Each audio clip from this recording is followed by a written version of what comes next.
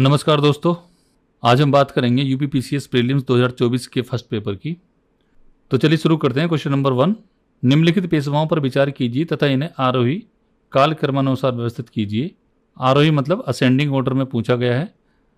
तो सबसे पहले थे Balaji Vishwanath, fourth number option number A में दिया हुआ है। उसके बाद थे बालाजी बाजीराव, जिन्हें नाना साहब के नाम से भी जाना जाता है। उसके बाद नारायण राव और उसके बाद रघुनाथ राव।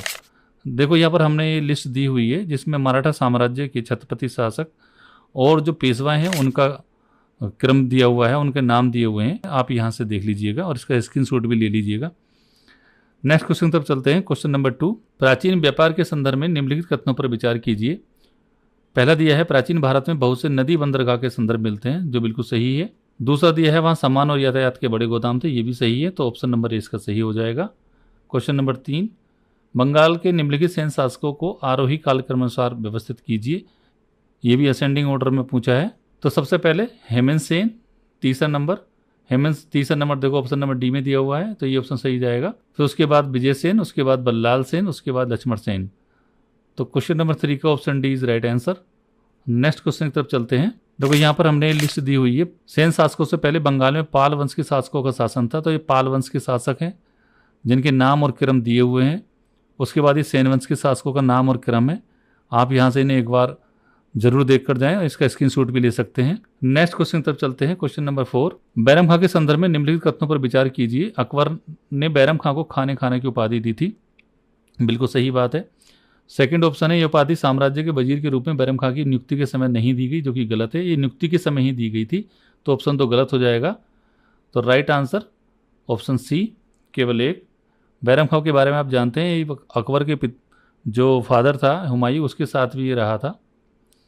क्वेश्चन नंबर 5 है, 2011 की जनगणना के अनुसार उनकी जनसंख्या के आधार पर निम्नलिखित राज्यों को अवरोही क्रम में लिखिए। अवरोही क्रम में पूछा, यानी कि डिसेंडिंग ऑर्डर में पूछा गया है। सबसे ज़्यादा जनसंख्या किसकी है, फिर उसके बाद उससे कम किसकी है। तो सबसे ज़्यादा जो जनसंख्या है पूरे भारत में वो उत्तर प्रदेश राज्य की है। सेकंड नंबर पर महाराष्ट्र आता है, जो इस लिस्ट में तो है नहीं। फिर थर्ड नंबर पर बिहार आता है जो है, तो 3-1। फिर उसके बाद पश्चिम बंगाल आता है 314 ऑप्शन डी में आपको मिल जाएगा लास्ट। और फिर ये आंध्र प्रदेश। 2011 की जनगणना से भी क्वेश्चन बनते हैं, तो जब आप एग्जाम देने जा रहे हैं 2025 के प्रीलिम्स का, तो 2011 का सेंसस भी आप देख के जाएं। क्वेश्चन नंबर 6 की तरफ चलते हैं। क्वेश्चन नंबर 6 में लिस्ट 1 और लिस्ट 2 दी हुई है और इसे हमें मेल करना है। पहला है मानव विकास रिपोर्ट। मानव विकास रिपोर्ट जो जारी करता है वो संयुक्त राष्ट्र विकास कार्यक्रम करता है, ए का थर्ड। विश्व आर्थिक दृष्टिकोण, बी का पहला। अंतर्राष्ट्रीय मुद्रा कोष, IMF। फिर सी का हो जाएगा फोर्थ और डी का हो जाएगा दूसरा। तो ये ऑप्शन बनेगा option number A is the correct answer. देखो ये भी लिस्ट हमने यहाँ पर दी हुई है, आप यहाँ से देख सकते हैं कि कौन सी संस्था कब स्टेबलाइज हुई और इसका मुख्यालय कहाँ है। यहाँ से भी क्वेश्चन पूछे जाते हैं।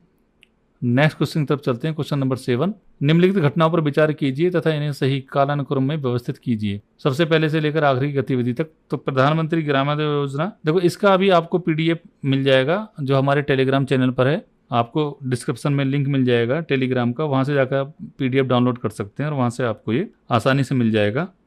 मैं यहाँ पे फ्री बता देता हूँ। प्रधानमंत्री ग्रामोदय योजना जो प्रारंभ हुई थी वो 2000 में हुई थी, वर्ष 2000।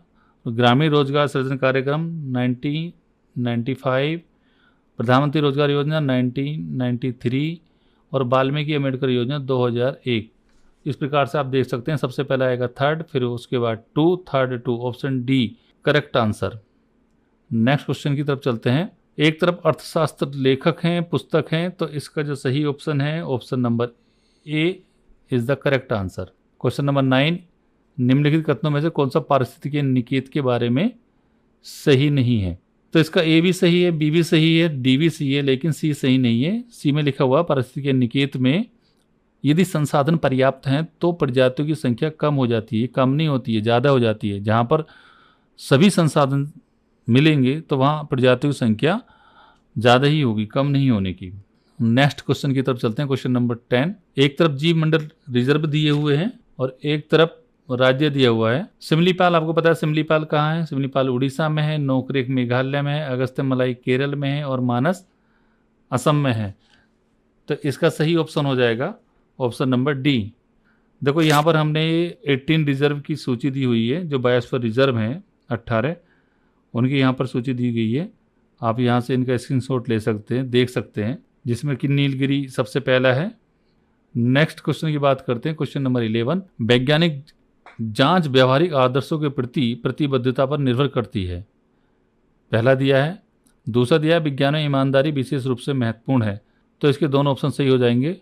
ऑप्शन नंबर ए, दोनों कथन 1 और 2 सही हैं। नेक्स्ट क्वेश्चन है क्वेश्चन नंबर 12। निम्नलिखित में से कौन सा उच्च से निचले क्रम के पौधों की प्रजातियों का सही क्रम है? Option D is the correct answer. इसका भी आप यहाँ पे स्क्रीनशॉट ले सकते हैं, ये इंग्लिश और हिंदी दोनों में है, इसे आप याद कर लेना। Question number 13। जस्टिस पार्टी के संदर्भ में निम्नलिखित में से कौन से कथन सही हैं, या निम्नलिखित कथनों पर विचार करो, जो सा सही है वो बताना है। पहला है जस्टिस पार्टी ने कांग्रेस का विरोध उसे एक ब्राह्मण प्रभुत्व वाला संगठन कहकर किया। बिल्कुल सही है, पहला ऑप्शन सही है। और इसका दूसरा ऑप्शन है इसने गैर ब्राह्मणों के लिए वैसे ही सांप्रदायिक प्रतिनिधित्व का दावा किया था जैसे कि मार्लो मिंटो सुधार ने मुसलमानों को दिया था। ठीक है, तो दूसरा ऑप्शन भी सही है, तो इसका ए ऑप्शन सही है। मार्लो मिंटो सुधार अधिनियम कब आया था? 1909 में आया था, आपको पता होगा। जस्टिस पार्टी की स्थापना 1916 में हुई थी, मद्रास में हुई थी। नेक्स्ट क्वेश्चन की बात करेंगे, question number 14। Workers and peasants party के संदर्भ में निम्नलिखित कथनों पर विचार कीजिए। पहला ऑप्शन है वर्कर्स एंड पीजेंट्स पार्टी गठन 1927 में हुआ।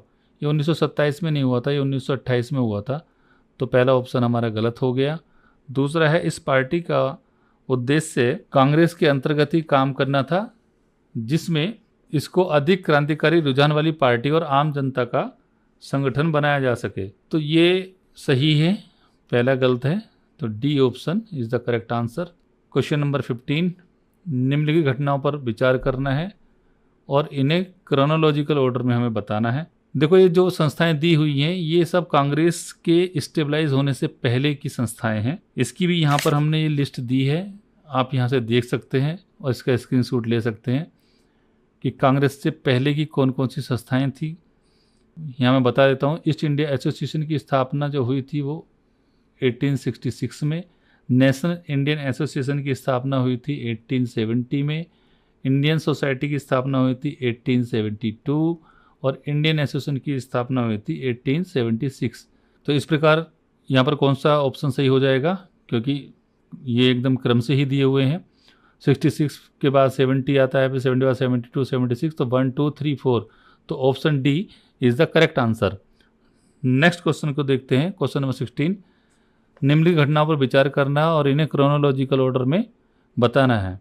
देखो, शाही भारतीय नौसेना विद्रोह फरवरी 1946 में, कैबिनेट मिशन मार्च 1946 में, अंतरिम सरकार का गठन हुआ था सितंबर 1946 में, और ब्रिटिश संसदीय प्रतिनिधिमंडल का दिल्ली में आगमन हुआ था जनवरी 1946 में। तो ये कब का है शाही भारतीय नौसेना अधिनियम? ये फरवरी का है, फरवरी का।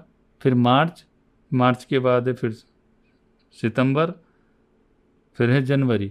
B is the right option. Next question देखते हैं, क्वेश्चन नंबर 17। सहमति की आयु अधिनियम 1891 के संदर्भ में निम्नलिखित कथनों पर विचार कीजिए। इसका ऑप्शन सी सही हो जाएगा, केवल पहला सही है, दूसरा गलत है। क्वेश्चन 18। शिवाजी को बड़े देशमुखों के विरोध का सामना करना पड़ा। देशमुख आप जानते हैं कि जो मराठा साम्राज्य था उस समय, तो देशमुख जमींदार या सरदारों को कहा जाता था। ये देशमुख स्वतंत्र मराठा राज्य के पक्ष में नहीं थे और बीजापुर के सामंती बने रहना चाहते थे। बिल्कुल सही बात है, option A is the right answer.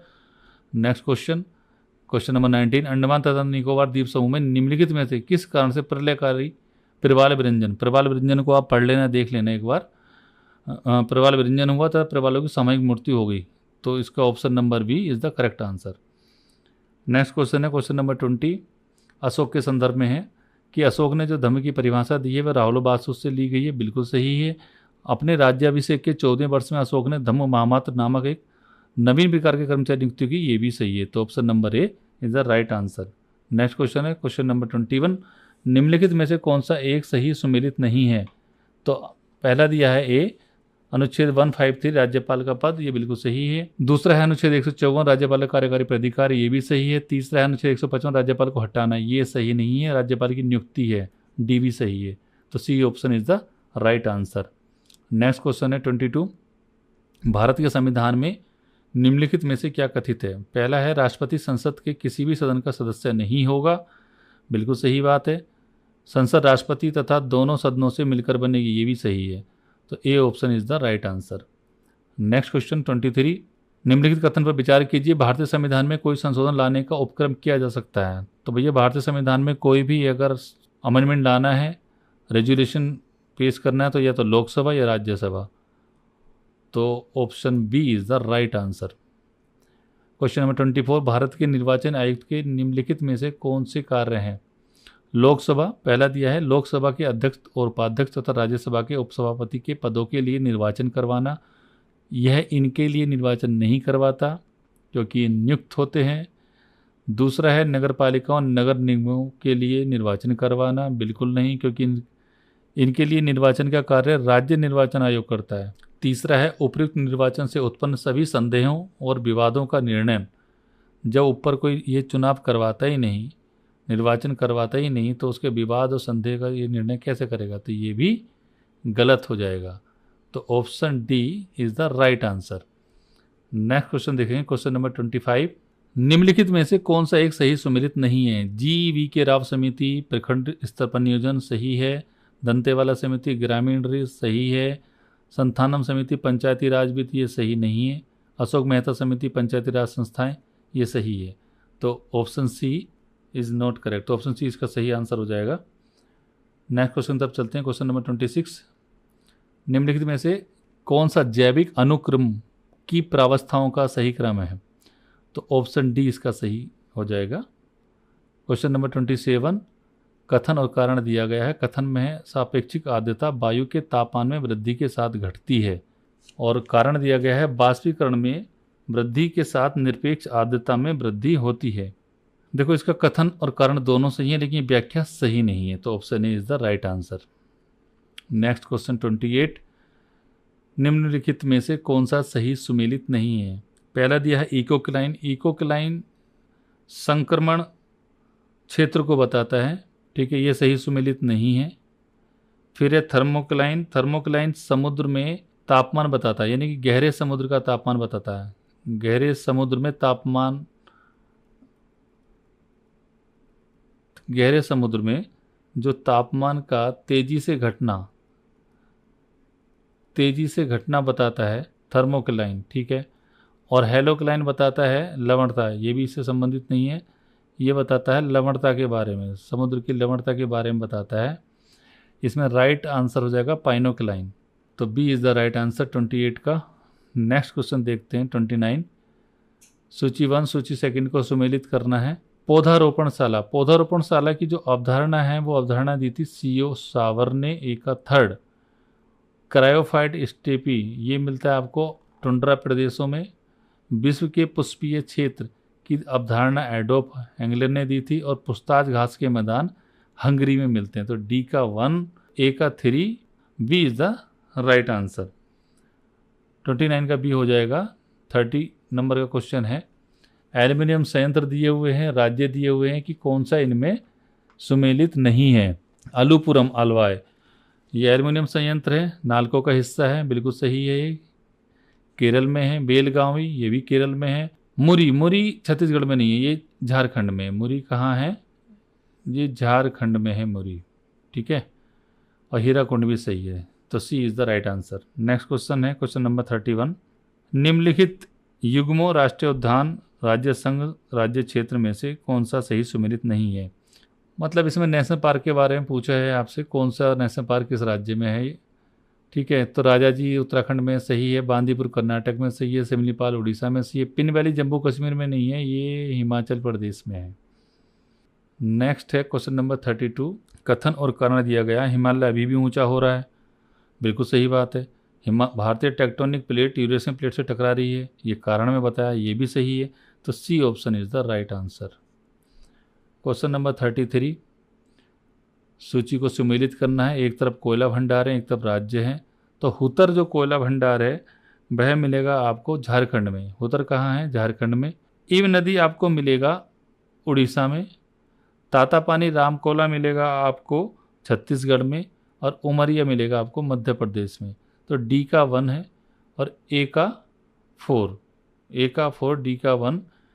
तो ये यहाँ से ऑप्शन आपका सी बिल्कुल सही हो जाएगा। C is the right answer. Next question, question number 34।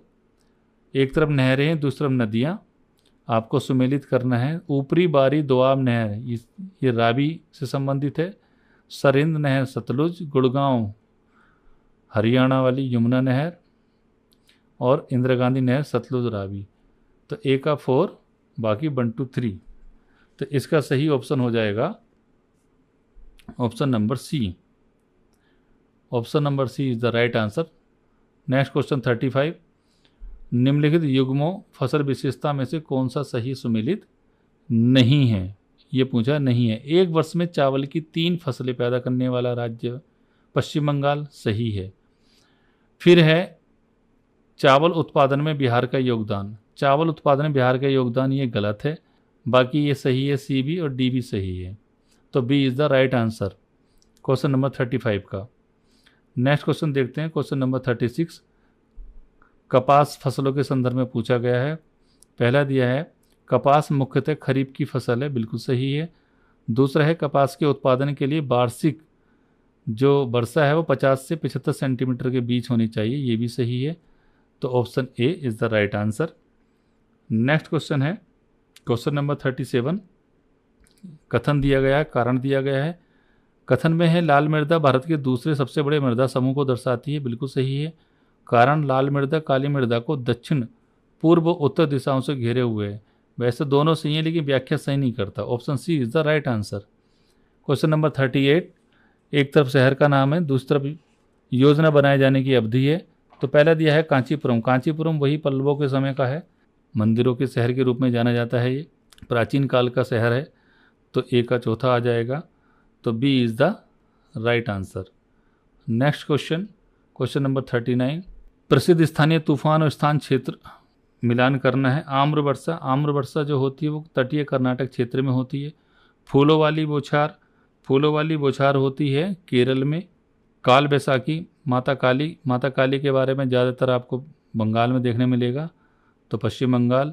लू के बारे में आप जानते ही हैं, पंजाब से बिहार तक, यूपी भी बीच में आता है इसमें, जहाँ लू चलती है। तो डी का पहला, तो option C is the right answer. Next question, question number 40। एक तरफ राजधानी देश, नायपीडिया म्यांमार की राजधानी, बिल्कुल सही है। खार्तूम इथोपिया की राजधानी नहीं है। खार्तूम जो राजधानी है वो है सूडान की। किसकी राजधानी है? सूडान की राजधानी है, अफ्रीकी देश है। और इथोपिया की राजधानी है आदिस अबाबा। आदिस अबाबा राजधानी है इथोपिया की। मतलब बी सुमेलित नहीं है, बाकी सब सही सुमेलित हैं। तो B is the right answer. Next question देखते हैं, क्वेश्चन नंबर 41। ऊपरी गंगा के मैदानी कृषि जलवायु क्षेत्र के संदर्भ में निम्नलिखित कथनों पर विचार कीजिए। ये क्षेत्र केंद्रीय और पश्चिमी उत्तर प्रदेश में विस्तृत हैं, बिल्कुल सही है। सिंचाई गहनता 130 से अधिक तक, कृषि गहनता 140% है, बिल्कुल सही है। Option number A is the right answer. Question number 42। एक तरफ दर्रे हैं, एक तरफ ऊंचाई दी गई है। तो देवसा दर्रा हिमाचल प्रदेश में पड़ता है और इसकी जो ऊंचाई है 5360 मीटर है, ए का पहला। रोहतांग दर्रा की जो ऊंचाई है वो 3978 मीटर है। तो ए का पहला, बी का तीसरा, ए का पहला, बी का तीसरा। तो option number A is the right answer. ये 3 जो दर्रे हैं, देवसा, रोहतांग, बारानाचा, ये हिमाचल प्रदेश में है। बाकी बनिहाल दर्रा ये J&K में है, ये J&K में पड़ता है। Next question, question number 43। कारण और कथन दिया हुआ है कि जूट भारत का विशुद्ध पौधा है। कारण है जूट खरीफ की फसल है जिसे फरवरी से जून में बोया जाता है तथा जुलाई से अक्टूबर के मध्य काटा जाता है। तो वैसे तो दोनों सही हैं, लेकिन जूट खाली भारत का ही पौधा है ऐसा नहीं है, ये बांग्लादेश का भी है, स्थानीय पौधा माना गया है बांग्लादेश का। तो option C is the right answer. Question number 44 में एक तरफ निबंधकार दिए, एक तरफ निबंध दिए हैं। यहाँ सुमेलित करना है तो एक तरफ आप देख रहे हैं लिखा हुआ है देवड़ भट्ट हेमाद्री माधवाचार्य बल्लाल सेन। तो यहाँ पर बल्लाल सेन आप देख रहे होंगे, बल्लाल सेन ने एक ग्रंथ लिखा था दान सागर। तो डी का पहला ऑप्शन नंबर डी में है। तो option D is the right answer question number 44 का। क्वेश्चन नंबर 45, यहाँ भी कथन और कारण दिया गया है। भारत पर तुर्की आक्रमण सफल हुआ, बिल्कुल सही बात है। उत्तर भारत में राजनीतिक एकता नहीं थी, ये भी सही बात है। तो option number A is the right answer. Question number 46, voice of global south summit के संबंध में निम्नलिखित कथनों पर विचार कीजिए। पहला है भारत ने हाल ही में अपना दूसरा वॉइस ऑफ ग्लोबल समिट संपन्न किया है। और दूसरा दिया है ग्लोबल साउथ मुख्यतः विकसित देशों से संबंधित है। तो इसमें पहला सही है, दूसरा गलत है। और पहला कौन से ऑप्शन में? Option number C is the right answer, क्योंकि ग्लोबल साउथ ये विकसित देशों से नहीं है, ये विकासशील देशों से संबंधित है। कैसे देशों से संबंधित है? विकासशील देशों से संबंधित है। नेक्स्ट क्वेश्चन की बात करेंगे, question number 47, green house gas उत्सर्जन में कटौती के संबंध में जलवायु परिवर्तन पर अंतर सरकारी पैनल किस पर जोर देता है? देखो आईपीसीसी जो है ये पूर्व औद्योगिक स्तर जो हैं उन पर 1.5 डिग्री से मतलब 1.5 डिग्री से 2 डिग्री सेंटीग्रेड तक निरंतर कटौती की आवश्यकता पर बल देता है। कौन सी कटौती? निरंतर, सीमित कटौती नहीं। तो दूसरा इसका सही है और पहला गलत है। दूसरा ऑप्शन डी में है, तो option D is the right answer. Next question की बात करते हैं, क्वेश्चन नंबर 48, अनाज उपज शब्द का तात्पर्य क्या है? पहला है काटी गई भूमि के प्रति इकाई क्षेत्र में उत्पादित अनाज फसलों की मात्रा। और दूसरा है किसी दिए गए देश में अनाज फसलों का कुल उत्पादन। देखो दूसरा गलत है क्योंकि ये कुल उत्पादन को नहीं बताता, तो दूसरा गलत हो जाएगा, ये कुल उत्पादन को नहीं बताता। जबकि प्रति इकाई क्षेत्र में उत्पादित अनाज फसलों की मात्रा को बताता है, जिसे प्रति हेक्टेयर किलोग्राम में मापा जाता है। तो पहला सही है, पहला सी ऑप्शन में, तो C option is the right answer.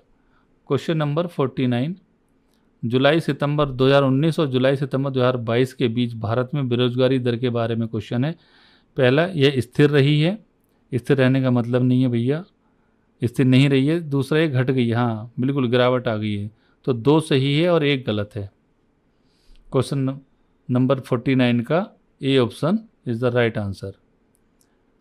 Question number 50, वैश्विक बहुआयामी गरीबी सूचकांक रिपोर्ट कौन प्रकाशित करता है? तो ये प्रकाशित करता है OPHI और UNDP।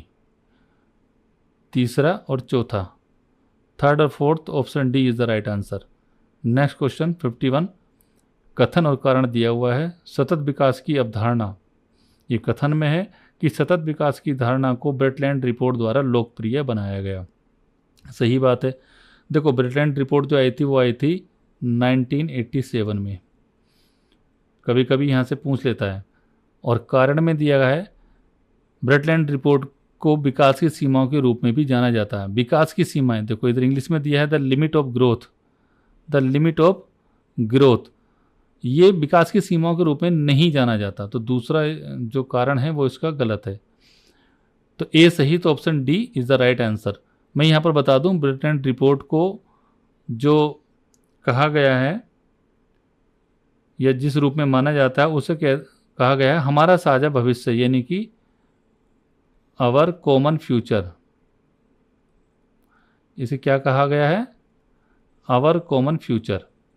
जबकि जो विकास की सीमाएं हैं द लिमिट्स ऑफ ग्रोथ है वो एक रिपोर्ट है। रिपोर्ट किसकी है? वो रोम क्लब की है, 1972 में आई थी ये। तो option D is the right answer. Next question की तरफ चलेंगे, क्वेश्चन नंबर 52, निम्नलिखित घटनाओं पर विचार कीजिए तथा उनको काल क्रमानुसार क्रोनोलॉजिकल ऑर्डर में व्यवस्थित कीजिए। पहला है विश्व विरासत दिवस। विश्व विरासत दिवस मनाया जाता है 18 अप्रैल। थायराइड दिवस 25 मई। तंबाकू निषेध दिवस 31 मई। अंतर्राष्ट्रीय प्रकाश दिवस 16 मई। मई से पहले तो अप्रैल ही आता है ना, तो B is the right answer. Next question की तरफ चलते हैं। क्वेश्चन नंबर है 53, एक तरफ व्यक्ति एक तरफ उनके कारण दिए हैं, मिलान करना है।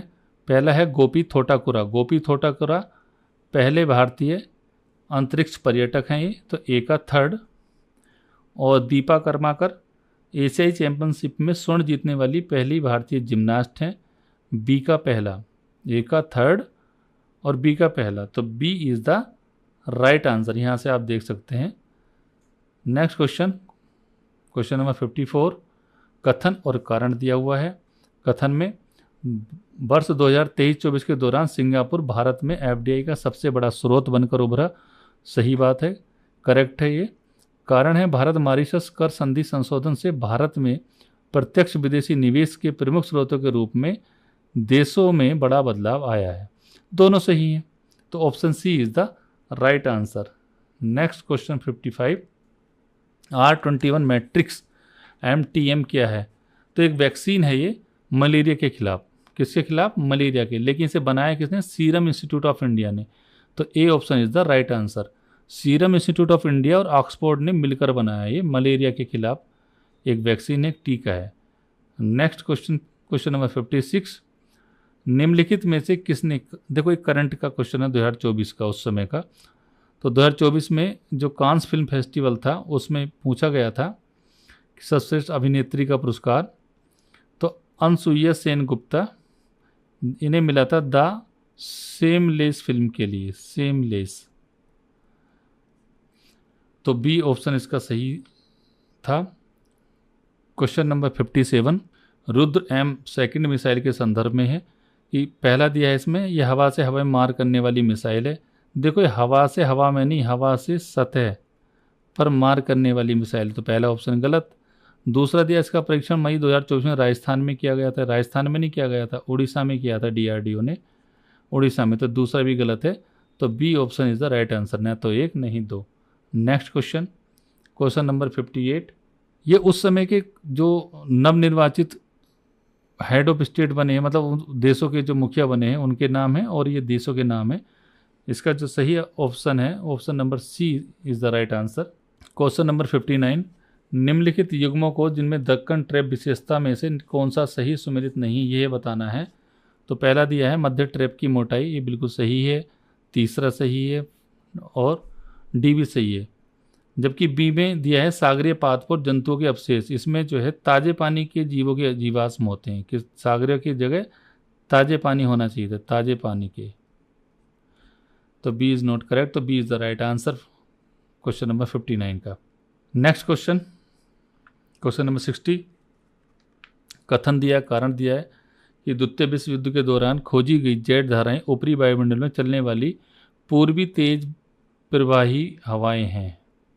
देखो ये पूर्वी नहीं है, ये पछुआ है। कौन सी है? पछुआ। तो पहला ऑप्शन ही यहाँ पर गलत हो जाएगा, तो ये तो गलत है ही। कारण जेट धाराओं की प्रवाह गति 300 से 500 किलोमीटर प्रति घंटा, हाँ ये सही है, लेकिन स्थानीय और वायुमंडल के आधार पर ये भिन्न हो सकती है, लेकिन फिर भी सही है। तो ए गलत, आर सी, option number B is the right answer. Question number 61, एक तरफ माउंटेन दिए हुए हैं, एक तरफ कंट्री, तो स्पेन और फ्रांस में आपको पता है कौन सा है? प्रेनीज है। स्विट्जरलैंड में आल्पस है, बुल्गारिया में बाल्कन, इटली एपेनाइन। तो option number B is the right answer. Next question, question number 62, भूमि पर रहने वाले पौधे और जानवर क्या कहलाते हैं? स्थलीय निवासी कहलाते हैं। वह जोड़ जहाँ गर्दन सिर से मिलती है पिप्टल जोड़ होता है। देखो सैडल जोड़ के बारे में भी बता देता हूँ मैं आपको। सैडल जोड़ जहाँ अंगूठे जैसी आकृति होती है, अंगूठे जैसे अंग होते हैं, अंगूठे जैसे, ठीक है, वहाँ पर क्या होता है? सैडल जोड़। बॉल एवं सॉकेट जोड़ होता है, ये कूल्हे में पाया जाता है, कूल्हा और कंधे में पाया जाता है। फिर है हिंज जोड़। हिंज जोड़ मिलेगा आपको घुटने में और कोहनी में। नेक्स्ट क्वेश्चन, क्वेश्चन नंबर 64, इनमें से रोग पैदा करने वाले सूक्ष्म जीव रोगाणु कहा जाता है उन्हें, क्योंकि रोगाणु में ही प्रोटोजोआ, वायरस, बैक्टीरिया आ जाते हैं, जबकि आर्किया जो है सूक्ष्म जीवों का एक समूह है। नेक्स्ट क्वेश्चन, क्वेश्चन नंबर 65, दूध इनमें से किसका उदाहरण है? तो दूध इमल्सन का उदाहरण है। किसका? इमल्सन। बेकिंग सोडा का सूत्र है NaSCO3 सोडियम बाइकार्बोनेट। CPR से तात्पर्य कार्डियोपल्मोनरी पुनर्जीवन। इसका प्रयोग जब होता है जब हृदय की धड़कन या सांस रुक जाती है। इसमें जो है कृत्रिम आर्टिफिशियल श्वसन भी शामिल है। क्वेश्चन नंबर 68, वह एकमात्र सिरा जो ऑक्सीजन युक्त रक्त वहन करती है क्या कहलाती है? उसे कहते हैं पल्मोनरी सिरा, ये फुसफुसीय सिरा, जो फेफड़ों से ऑक्सीजन युक्त रक्त को हृदय के बाएं आलिंद में ले जाती है। बाएं आलिंद हृदय के, ठीक है। क्वेश्चन नंबर 69, मधुमेह जो एक बहुत ही सामान्य विकार है किससे संबंधित है? पैनक्रियाज, अग्नाशय से संबंधित है। क्वेश्चन नंबर 70, हाल ही में कोविड-19 महामारी के कारण वैश्विक विराम का कारण है, तो वो कौन सा है? SARS-CoV-2, ये कोविड का नया वेरिएंट था। 71 का राइट ऑप्शन है option B. Next question, question number 72, Ramganga परियोजना की विशेषताओं के संबंध में निम्नलिखित युग्म में से कौन सा सही सुमेलित नहीं है? पहला दिया है बांध की लंबाई, तो बांध की लंबाई यहाँ दी है 8 to 5.8 मीटर, जबकि इसकी जो वास्तविक लंबाई है वो है 715 मीटर। कितनी लंबाई है? 715 मीटर। तो पहला ऑप्शन गलत है, बाकी दूसरा सही है, बी सही है, सी सही है, और फोर्थ भी इसका गलत ही है क्योंकि ये 57,500 हेक्टेयर सिंचाई करता है, जो कि दिए गए आंकड़ों से बहुत कम है। तो आयोग ने इसका जो सही आंसर है वो ए माना है, हालांकि इसका डी भी गलत है। नेक्स्ट क्वेश्चन की बात करते हैं, क्वेश्चन नंबर 73, विश्व के कुछ देशों के कृषि क्षेत्रों के संदर्भ में निम्नलिखित कथनों पर विचार कीजिए। USA, चीन और जापान की तुलना में भारत का कृषित भौगोलिक क्षेत्र अधिकतम है। बिल्कुल सही है, बिल्कुल अधिकतम है कि भारत का भौगोलिक क्षेत्र कृषि वाला कितना है? 53% है। दूसरा है उष्ण मानसूनी जलवायु प्रदेश में स्थित होने के कारण भारत में वर्ष भर विविधीकृत फसलों उत्पादन होता है। बिल्कुल सही है, option A is the right answer 73 का। नेक्स्ट क्वेश्चन 74, एक तरफ प्रयाग हैं और एक तरफ नदियों का संगम। देखो उत्तराखंड राज्य के ये कुछ प्रयाग हैं, वैसे तो वहाँ पर बहुत सारे प्रयाग हैं लेकिन पंच प्रयाग फेमस हैं, उनमें से कुछ प्रयाग दिए हुए हैं। तो पहला है देव प्रयाग। देव प्रयाग में कौन कौन सी नदी मिलती है? तो अलकनंदा और भागीरथी। रुद्रप्रयाग में कौन कौन सी नदी मिलती है? अलकनंदा और मंदाकिनी। कर्णप्रयाग में अलकनंदा पिंडर और टेहरी में भागीरथी विलंगना, जिसे हम जो है गणेश प्रयाग भी कहते हैं। तो डी का तीसरा, सी का पहला, डी का तीसरा और सी का पहला, तो D is the right option. Question number 75, पश्चिमी यूरोप की जलवायु के संबंध में निम्नलिखित कथनों पर विचार कीजिए। पश्चिमी यूरोप में सभी महीनों में वर्षा होती है। बिल्कुल सही बात है, क्योंकि यहाँ की जो जलवायु है वो कैसी है? समुद्री जलवायु है जो अटलांटिक महासागर से प्रभावित है। और दूसरा ऑप्शन है पश्चिमी यूरोप पछुआ पवनों की पेटी के अंतर्गत स्थित है। ये भी सही है क्योंकि 40 से 60 अक्षांश नॉर्थ में स्थित है। और यहाँ पर कौन सी पवनें चलती हैं? यहाँ पछुआ हवाएं चलती हैं जो साल भर वर्षा में योगदान देती हैं। तो option A is the right answer. Question number 76, निम्नलिखित पर्वतों पर विचार कीजिए तथा इन्हें इनके स्थान के अनुसार पश्चिम से पूर्व सही क्रम में व्यवस्थित करो। तो सबसे पहले पश्चिम में कौन सा मिलेगा? हमें मिलेगा पोंटिक। पोंटिक आपको पता है ये तुर्की और काला सागर के बीच में, ठीक है। उसके बाद जाग्रोस मिलेगा। जाग्रोस कहाँ है? ईरान से इराक तक है। तो दूसरा चौथा ऑप्शन नंबर ए, क्योंकि उसके बाद फिर हिंदू कुश है, उसके बाद कराकोरम है। कराकोरम तो यही पड़ता है ऊपर भारत चीन पाक के पास में। तो option number A is the right answer 76 का। नेक्स्ट क्वेश्चन, क्वेश्चन नंबर 77, निम्नलिखित युग्म नदी और उसकी प्रवाह दिशा में से कौन सा सही सुमेलित नहीं है? आमूर नदी उत्तर पूर्व की ओर बहती है, बिल्कुल सही है। चीन और रूस की प्राकृतिक सीमा बनाती है। सिर दरिया उत्तर पश्चिम उज्बेकिस्तान कजाकिस्तान में बहती है, सही है। अंगारा उत्तर की ओर बहती है, बिल्कुल सही है, बैकाल झील से निकलती है। मेकांग नदी दक्षिण पश्चिम की तरफ नहीं बहती, दक्षिण पूर्व की तरफ बहती है, ठीक है, और दक्षिणी चीन सागर में गिरती है। तो डी इसका जो है सही मेल नहीं खा रहा है, तो D is the right answer. Next question है क्वेश्चन नंबर 78, निम्नलिखित युग्म देश तेल क्षेत्र में से कौन सा सही सुमेलित नहीं है? तो ईरान हफ्तकेल, हफ्तकेल तेल क्षेत्र है, ये ईरान में है, ये बिल्कुल सही है।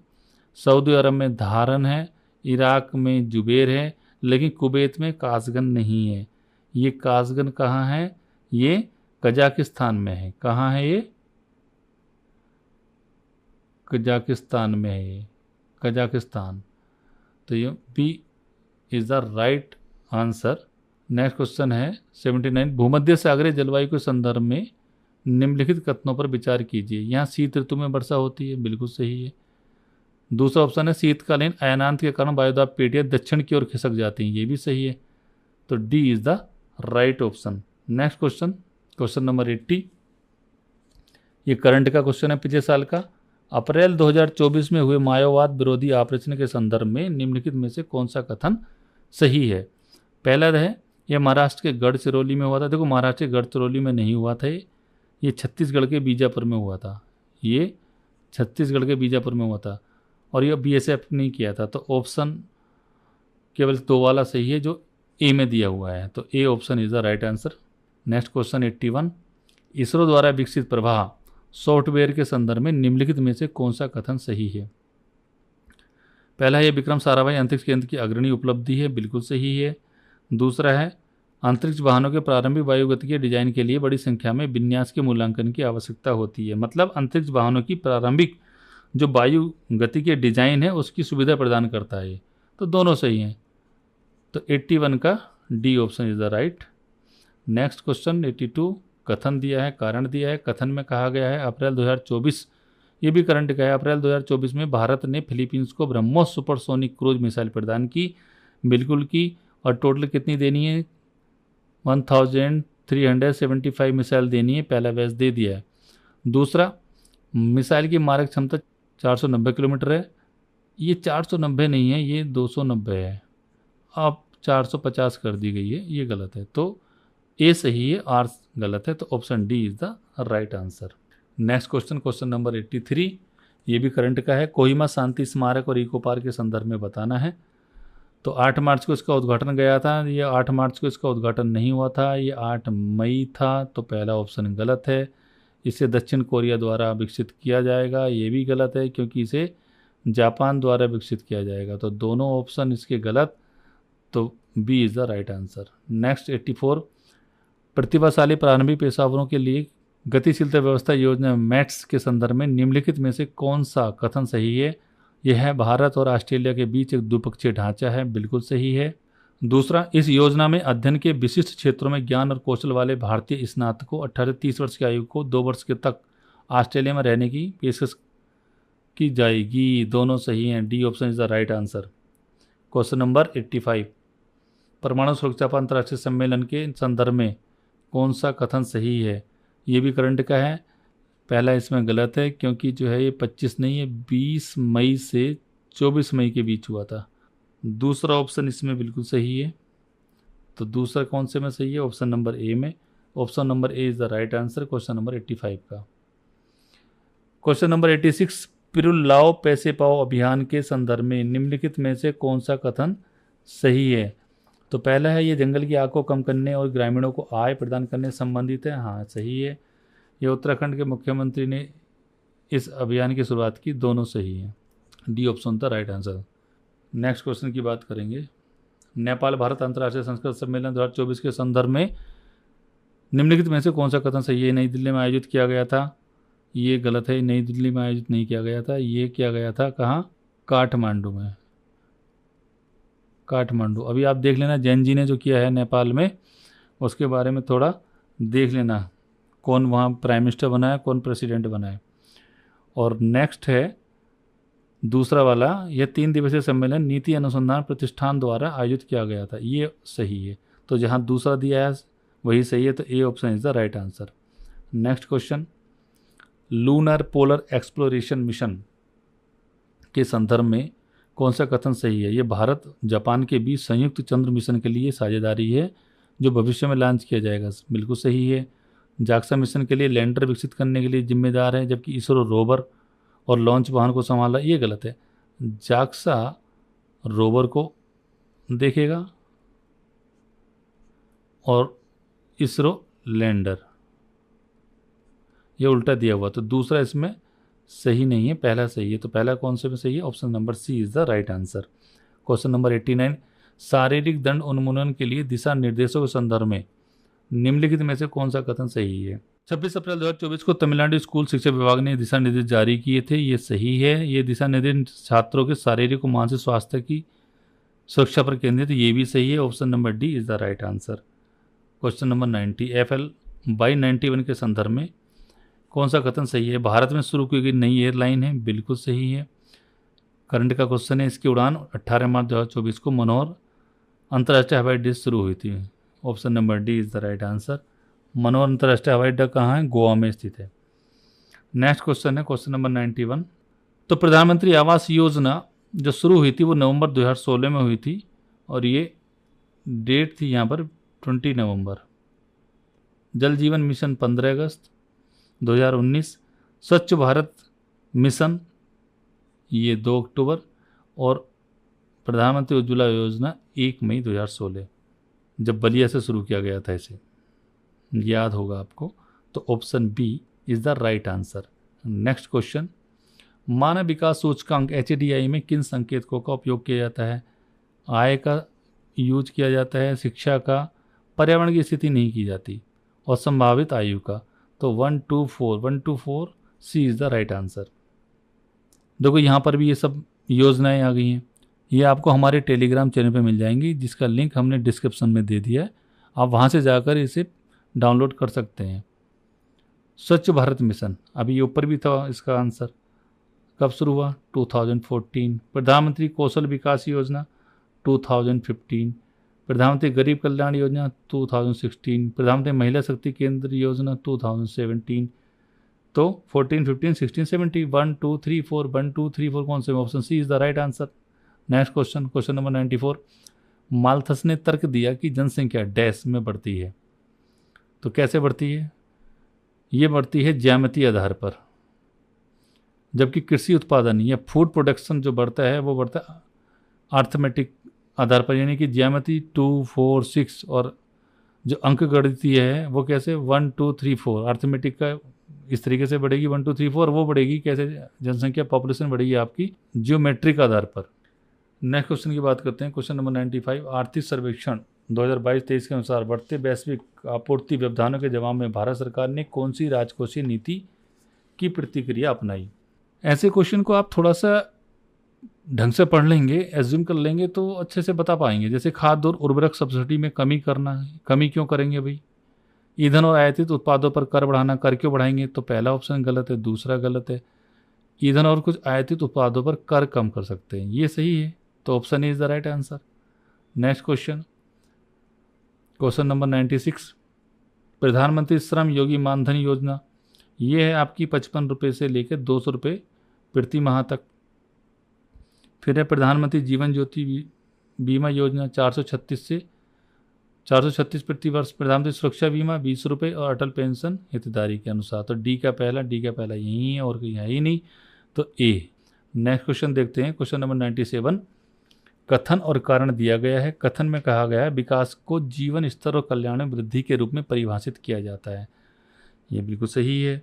फिर है प्रति व्यक्ति आय में वृद्धि विकास की पर्याप्त माप नहीं है, पर्याप्त माप नहीं है, बिल्कुल सही है। तो ए और आर दोनों सही हैं। आर ए की सही व्याख्या करता है, क्योंकि प्रति व्यक्ति आय में अगर वृद्धि होगी तो इसका मतलब ये नहीं है कि उसने विकास की पर्याप्त माप पूरी कर ली है। क्यों? क्योंकि विकास के लिए और भी संकेतक हैं, जैसे कि सामाजिक समानता होती है, स्वास्थ्य होता है, शिक्षा आदि होती है। तो इस प्रकार से सारे संकेतों को देखा जाता है, तभी पता चलता है कि वास्तव में वृद्धि हुई है नहीं हुई है। तो 97 का option number A is the right answer. Next question देखते हैं, क्वेश्चन नंबर 98। सतत विकास लक्ष्य 2030 में लक्ष्य 4 को प्राप्त करने के लिए कौन सा उपाय आवश्यक है? देखो, आपको पता होना चाहिए जो सस्टेनेबल डेवलपमेंट गोल हैं वो 17 हैं, 17 हैं, जो 2030 तक पूरे करने हैं।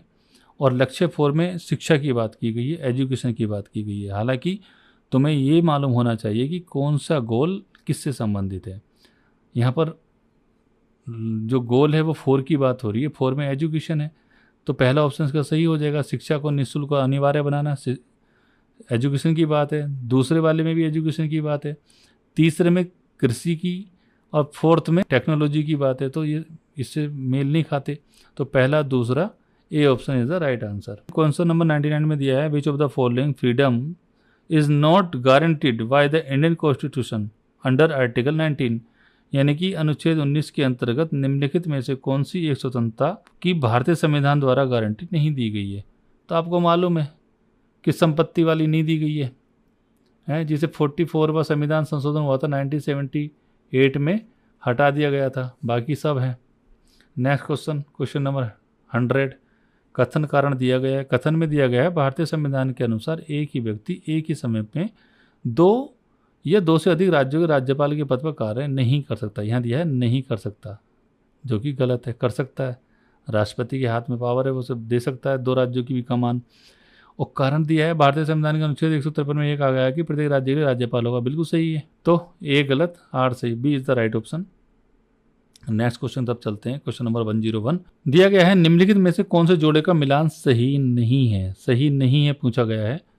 पहला है विधि के समक्ष समानता, नागरिकों एवं गैर नागरिकों दोनों के लिए सुनिश्चित की गई है, बिल्कुल सही है।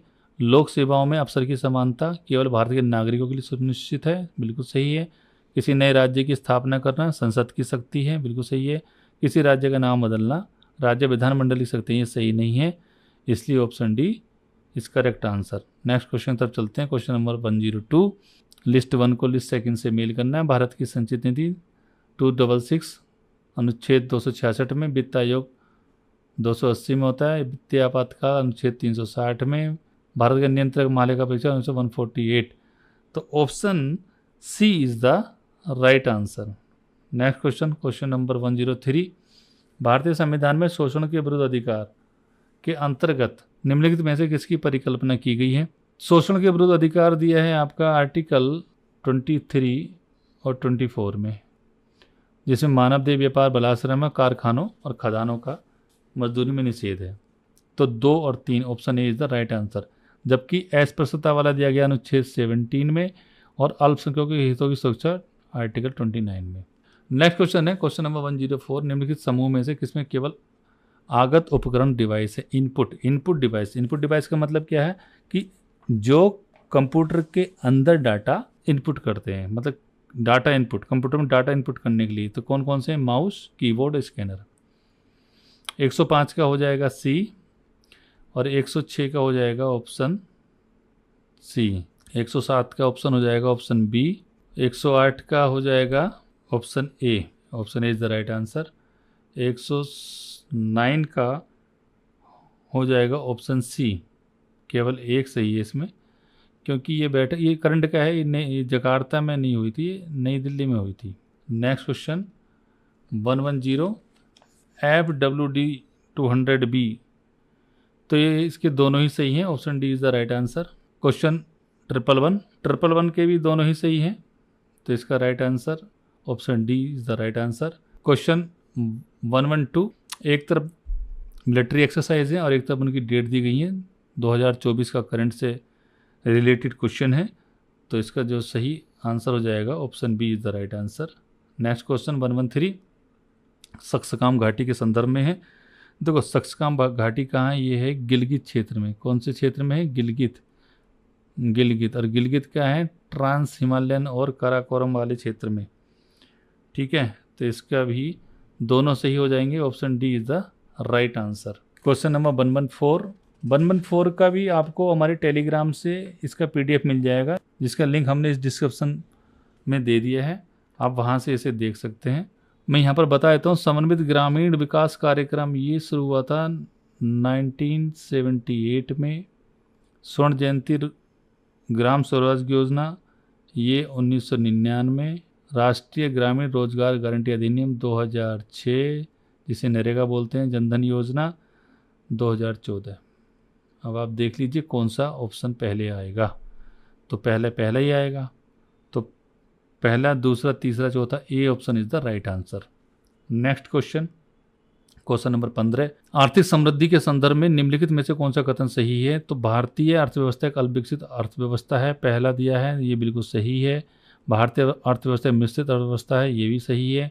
जेम्स कीन्स अर्थशास्त्र के जनक हैं, ये सही नहीं है। तो 1 और 2 सही है, option is the right answer. अर्थशास्त्र के जनक हैं एडम स्मिथ। एडम स्मिथ अर्थशास्त्र के जनक हैं। क्वेश्चन नंबर 116 कारण और कथन दिया गया है। इसमें कहा गया है कथन में राष्ट्रीय मुद्रा का वह मूल्य जो विदेशी मुद्रा की मांग और आपूर्ति द्वारा तय होता है उसे नम्य विनिमय दर कहते हैं। हाँ, ये सही है।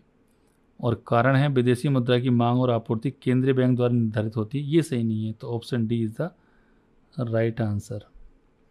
क्वेश्चन नंबर 117 भारत के संदर्भ में है। पहला बैंकों का राष्ट्रीयकरण, दूसरा क्षेत्रीय ग्रामीण बैंकों का गठन, तीसरा बैंक शाखाओं द्वारा गांव को गोद लेना।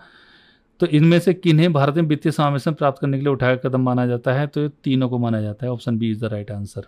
Option B is the right answer. Next question, राष्ट्रीय खाद्य सुरक्षा अधिनियम।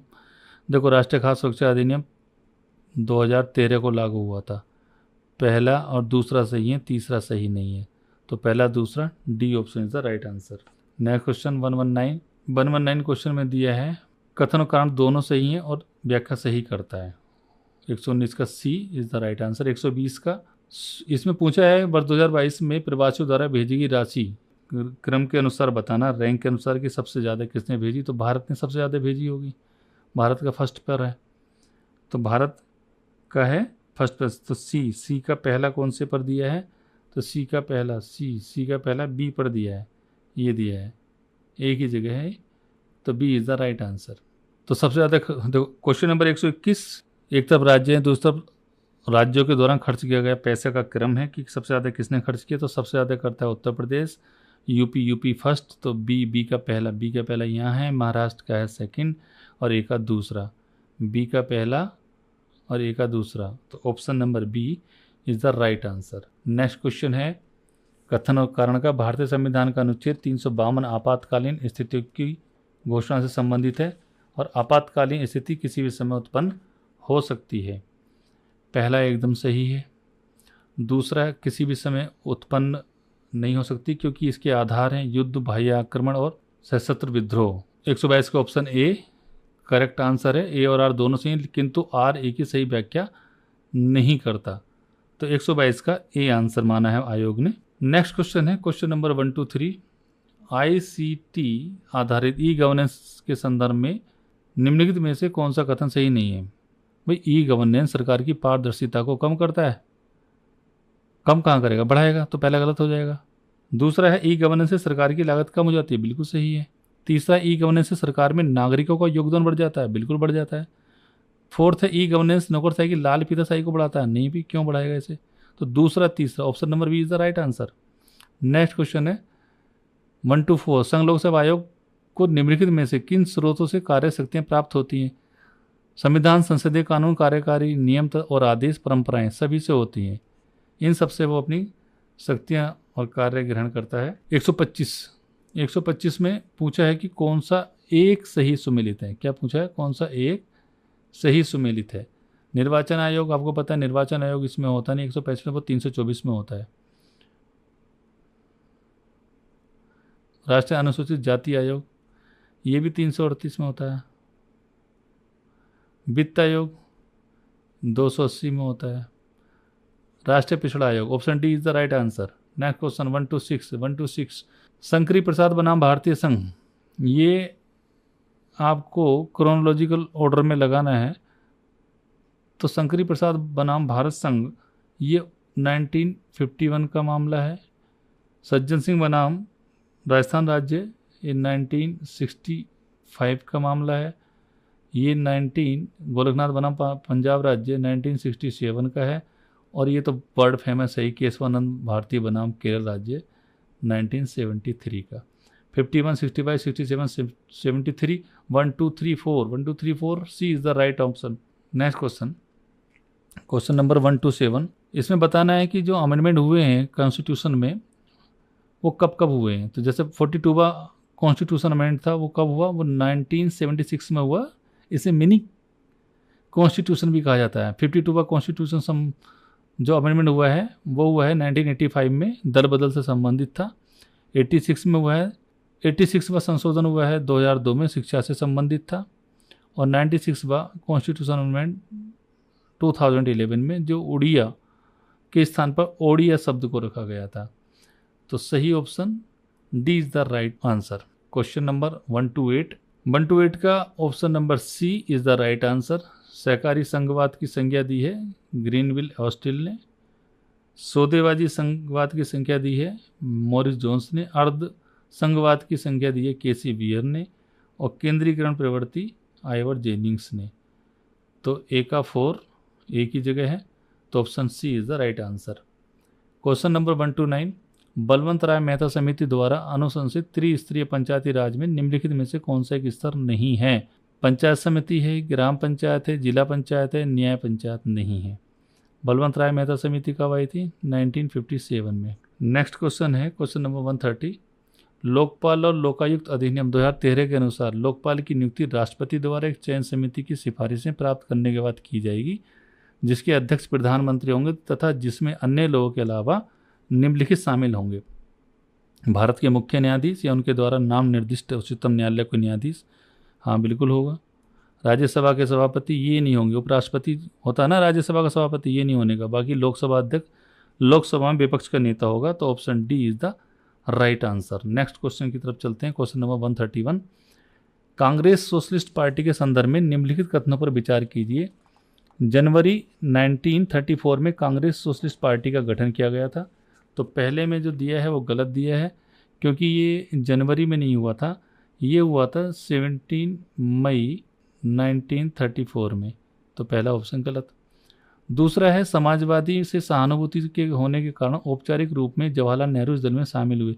जवाहरलाल नेहरू इस दल में शामिल नहीं हुए कभी भी। इसमें तो जेपी नारायण, आचार्य नरेंद्र देव और डॉक्टर राम मनोहर लोहिया आदि शामिल थे, पीटी नेहरू नहीं थे। तो option B is correct answer, न तो 1 नहीं 2। नेक्स्ट क्वेश्चन है क्वेश्चन नंबर 132, निम्नलिखित घटनाओं पर विचार करो और इन्हें क्रोनोलॉजिकल ऑर्डर में लगाना। कैसे लगाना है इन्हें? क्रोनोलॉजिकल ऑर्डर में लगाना है। पहला है अबुल फजल की हत्या। देखो अबुल फजल की जो हत्या हुई थी ये हुई थी 1602।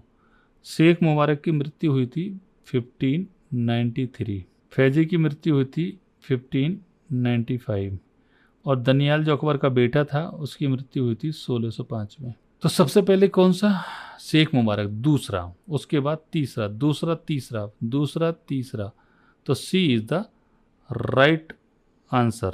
तो नेक्स्ट क्वेश्चन तब चलते हैं। क्वेश्चन नंबर 133, निम्नलिखित घटनाओं पर विचार कीजिए और इन्हें कालानुक्रम में व्यवस्थित कीजिए। देखो इसकी लिस्ट यहाँ से मिल जाएगी, आप यहाँ से इसका स्क्रीनशॉट ले सकते हैं। यहाँ पर सब कुछ दिया हुआ है, मैं यहाँ पर आपको बता देता हूँ। इसका जो सही आंसर होगा option number B is correct answer. Next question 134 द का ए दिया है हिंदू पॉलिटी। हिंदू पॉलिटी जो बुक है वो लिखी है केपी जायसवाल ने। ए का 3rd किसने लिखी है? केपी जायसवाल ने। The wonder that was India.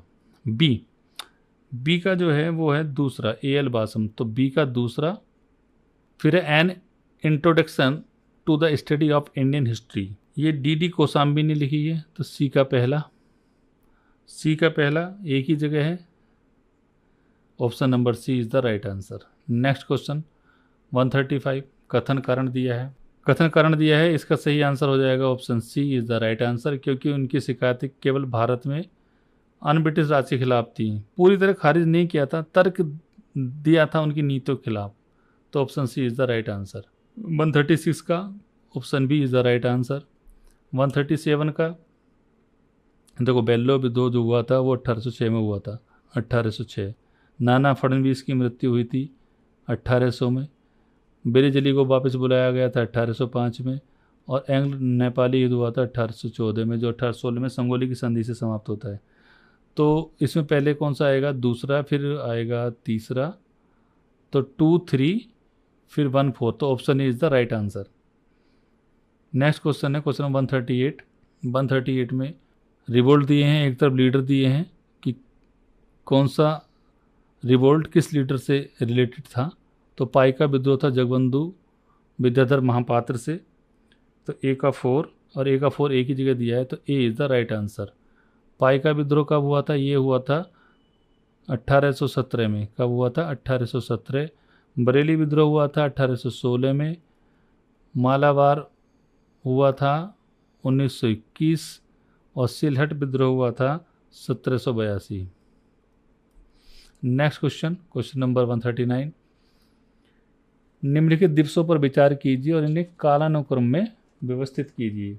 विश्व स्वास्थ्य दिवस, आपको पता ही है विश्व स्वास्थ्य दिवस कब मनाया जाता है, 7 अप्रैल को। दूसरा है राष्ट्रीय समुद्री दिवस, 5 अप्रैल।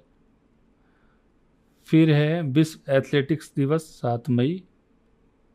फिर है विश्व रेड क्रॉस दिवस, 8 मई। अब देखिए, अप्रैल यानी कि दूसरा पहले है 5 अप्रैल, फिर 7 दूसरा पहला यानी कि B is the right answer.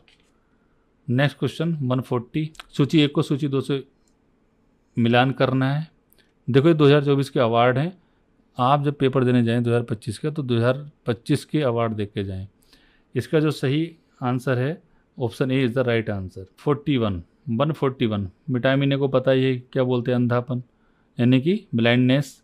Vitamin B बेरी, vitamin C scurvy, vitamin D rickets. तो option B is the right answer. आप जब एग्जाम देने जाएं तो इनका केमिकल नेम जरूर देख के जाएं कि विटामिन ए क्या है, रेटिनॉल, बी क्या है, थायमीन, सी क्या है, स्कॉर्बिक, डी क्या है, कैल्सीफेरोल। ठीक है, तो ये आप देख के जाएं इनके जो केमिकल नेम है विटामिन के। नेक्स्ट क्वेश्चन 142, भाषाई अल्पसंख्यकों के लिए विशेष अधिकारी के संदर्भ में निम्नलिखित कथनों पर विचार कीजिए। तो संविधान में पहला दिया, संविधान में प्रत्येक राज्य हेतु भाषाई अल्पसंख्यकों के लिए विशेष अधिकारी के पद का प्रावधान किया गया, ये गलत है। दूसरा है 90वें संविधान संशोधन अधिनियम द्वारा इसके लिए एक नया अनुच्छेद 350 भी जोड़ा गया था, तो ये भी गलत है। तो बी ना तो एक ना ही दो। नेक्स्ट है 143, भारतीय संविधान की समवर्ती सूची में शामिल हैं।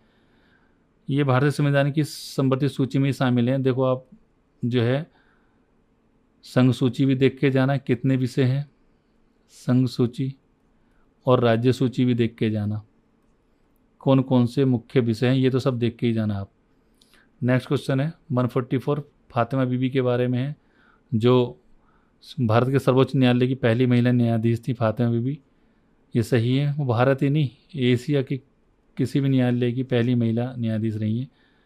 और उन्होंने 1997 से 2000 तक केरल राज्य के राज्यपाल। तो केरल राज्य नहीं है, ये राज्य है तमिलनाडु। बस यहाँ पर ये गड़बड़ है, ये तमिलनाडु राज्य की राज्यपाल रही थी। तो दूसरा गलत है, पहली महिला मुस्लिम महिला थी, ये सही है। तो पहला तीसरा option B is the right answer. Question number 145, question number 145 का डी हो जाएगा, D is the right answer. Question number 146, कौन सा संशोधन अधिनियम भारत में स्थानीय शासन संस्थाओं से संबंधित है, तो option D is the right answer. आपको पता ही है 92वां संविधान संशोधन हुआ था, इसमें है ग्राम पंचायत, इसमें नगर पालिका। क्वेश्चन नंबर 47 में एक तरफ लेखक दिए गए हैं, एक तरफ पुस्तक दी गई है। इसका जो सही आंसर हो जाएगा ऑप्शन नंबर ए हो जाएगा। नेक्स्ट क्वेश्चन 148 में दिया है, निम्नलिखित कथनों पर विचार कीजिए। बिहार में जगदीशपुर के जमींदार कुंवर सिंह ने अंग्रेजों के विरुद्ध विद्रोह का नेतृत्व किया, बिल्कुल सही है। कुंवर सिंह की एज रही थी उस समय 80 वर्ष के थे। दूसरा है लॉर्ड डलहौजी ने रानी लक्ष्मीबाई के दत्तक पुत्र को उत्तराधिकारी होने की मान्यता प्रदान की। मान्यता प्रदान कहाँ प्रदान की थी, ये गलत है, दूसरा गलत है, पहला सही है, option C is the right answer.